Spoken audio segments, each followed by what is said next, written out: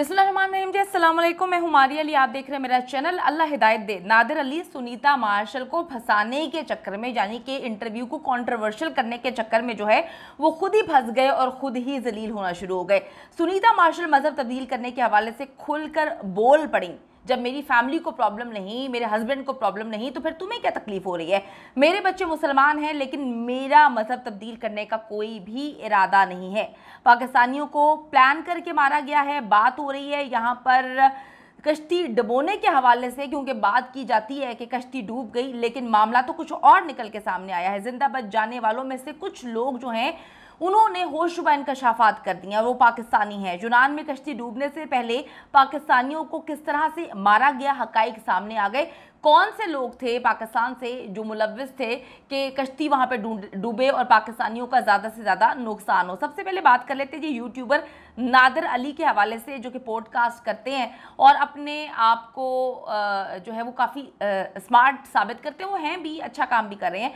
नादिर अली को जी सुनीता मार्शल के साथ पॉडकास्ट करना जो है वो बहुत महंगा पड़ गया। कहते हैं ना पहले कि पहले तोलो फिर बोलो, लेकिन आजकल मामला ये है कि लोग पहले बोलते हैं शायद मामला को कंट्रोवर्शियल बनाने के लिए, उसके बाद जो है एक्टिंग करते हैं, ओ हमारे मुंह से गलत निकल गया। लेकिन इन्होंने तो वो एक्टिंग भी नहीं की कि मेरे मुंह से गलत निकल गया। कहते हैं हमेशा कि पहले तोलो फिर बोलो। अब लोग नादिर अली की क्लास लेते हुए यही कह रहे हैं कि भाई कोई स्क्रिप्ट ही जो है वो काम का रख लो, स्क्रिप्ट देखकर पढ़ लिया करो। अगर सवालात पूछने में मसला होता है या समझ नहीं आती कि क्या सवालात करने हैं, तो आप किसी अच्छे से राइटर को कहें कि आपके लिए स्क्रिप्ट लिख दिया करें। अगर सवाल करना नहीं आता तो तमीज़ ही सीख लो। कुछ लोगों ने ये भी कहना शुरू कर दिया है किससे क्या बात करनी है, कैसे बात करनी है। होस्ट बनने का शौक है तो मेहमान की इज्जत करना भी सीखो। अभी इस वक्त लोग बहुत ज़्यादा गर्म हैं, लोग बहुत ज़्यादा जो है वो एग्रेसिव हुए हुए हैं, बड़े सेंटी हुए हुए हैं कि किस तरह से आप किसी से इस तरह से सवाल पूछ सकते हैं, और बड़े ही बेरुखी से सवाल पूछ रहे हैं। बड़ी ग्रेसफुल खातून है सुनीता मार्शल साहिबा और बड़े अच्छे अंदाज में उन्होंने चीज़ों को कवर किया। अच्छा जी, अब पूछते क्या है, पहले ही मैं आपको सुनवा देती हूँ, ठीक है, ताकि आप इसको सुने और आपको आइडिया हो जाए कि एग्जैक्टली वो क्या कहना चाह रहे थे, क्या बोल गए, किस तरह से बोलना चाहिए था और किस तरह से जो है। मेरे साथ तो बहुत ही अच्छे हैं सब कि मुसलमान हो जाओ और ये इस तरफ आ जाओ, इस तरीके की बात अभी तक तो किसी ने नहीं बोला। नहीं, वो तो आपकी चॉइस है, जाहिर है। हाँ। ये तो जब आप करें अल्लाह आपको हिदायत दे तो फकत क्यों ना। बिल्कुल, अगर होना भी है तो दिल से होए बंदा, वरना ना ही हो तो बेहतर है। नहीं, बेहतरीन है, बेहतरीन है। अच्छा, इसमें वैसे सुनीता, अच्छा, उन्होंने बात की यहाँ पे कि अल्लाह जो है हिदायत दे। उन्होंने अपने अंदाज में बात कर ली, उनको लगा कि ये बड़ा नॉर्मल है, उन्होंने नॉर्मल तरीके से बात कर ली, लेकिन उनको ये नहीं पता था कि किस तरह से लोग इसको सख्त नापसंद करेंगे। लोग लिखते हैं कि जी अल्लाह हिदायत दे, ये जो आदमी है इसको इंटरव्यू लेना नहीं आता, कितने फजूल सवालात करते हैं, किस टाइप के ये लोग हैं। अगर हम बात करें तो नॉन मुस्लिम्स के साथ इस तरह से बात नहीं करनी चाहिए। फिर कोई लिखता है, कोई अनुषा अशरफ हैं, वो लिखती हैं कि जी क्या ये इंसान की अपनी चॉइस नहीं, अगर उसकी फैमिली को प्रॉब्लम नहीं हो रही तो आप ये क्यों बोल रहे हैं कि हिदायत लें। उसके बाद जी कुछ लिखते हैं कि जाहिल होस्ट है, कोई एक साहब हैं आरिफ साहब, वो लिखते हैं कि ये जाहिल होस्ट है। फिर फातिमा अब्बास साहिबा है, वो कहती हैं जी इल मैनेड गाय है। फिर अरमीना पटेल है, वो कहते हैं कि जी इनको स्कूल की ज़रूरत है, पहले अपने आप को इनको जो है तरबियत देनी चाहिए, फिर किसी से किस तरह से बात करनी चाहिए। यूट्यूबर्स हों या होस्ट हों, उनको ये नहीं पता कि आपने अगला बंदा किस मज़हब से है, उसको किस तरह से आपने डील करना है। फिर किसी ने लिखा, मेरे ख्याल में ये मरियम है कोई, कि अल्लाह ताला इनको हिदायत दे, या आप चेहरे पर किस तरह से किसी को कह सकते हैं। फिर और भी बहुत सारे लोग हैं कि एक माजिदा हैं, वो लिखती हैं कि नादिर ने पूरी कोशिश की है कि कोई कंट्रोवर्शियल बात हो जाए, लेकिन सुनीता मार्शल ने इसको बहुत अच्छे से हैंडल किया। दैट्स वाई हम सुनीता मार्शल को बहुत ज़्यादा पसंद करते हैं, क्योंकि वो चीज़ों को बहुत अच्छे से जो है वो हैंडल करते हैं। अब देखें, हम सबको पता है कि ये क्रिश्चियन हैं और इनके शोहर जो हसन अहमद हैं वो मुसलमान हैं।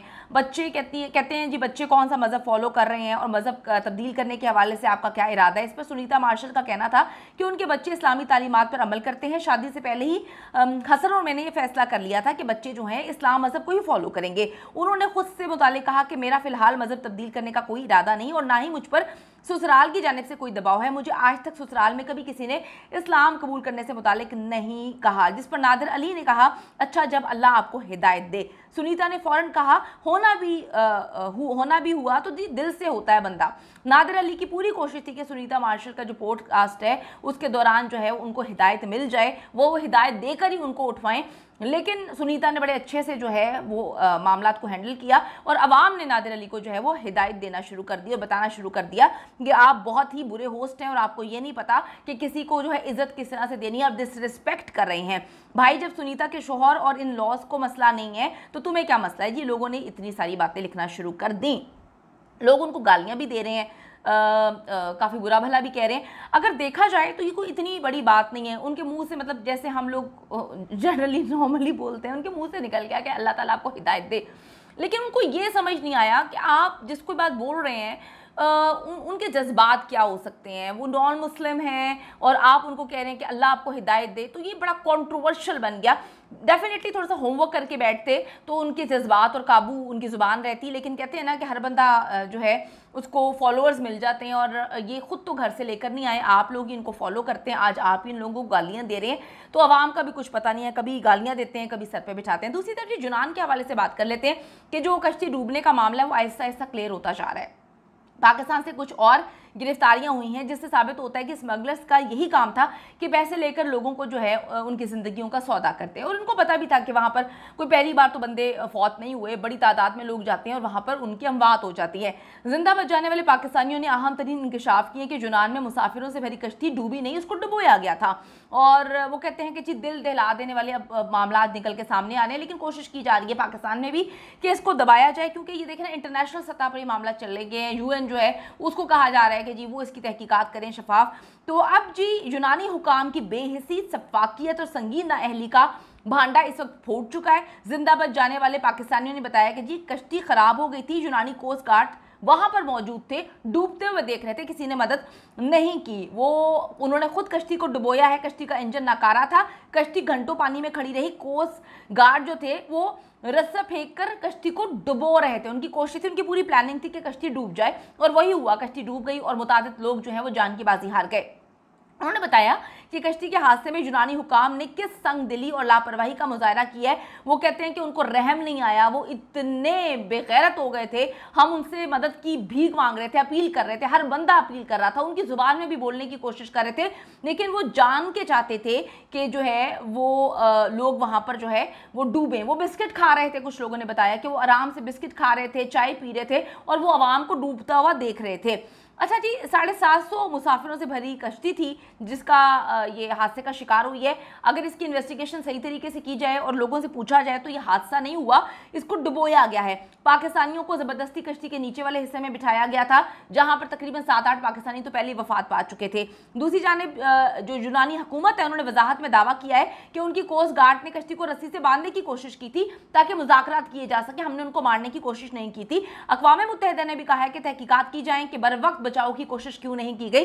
देखना चाहिए, मामलात को परखना चाहिए, क्योंकि दाल में काला नहीं, पूरी दाल काली है। जान कर डुबोया गया इस कश्ती को और अब यूनान जो अपने कोस्ट गार्ड्स को बचाने की कोशिश कर रहा है। देखते हैं जी पाकिस्तान इस पर क्या स्टैंड लेता है, क्योंकि वज़ीर आज़म साहब जो स्टैंड लेंगे वो तो आपने देख ही लिया है। बाकी अल्लाह ही हाफ़िज़ है।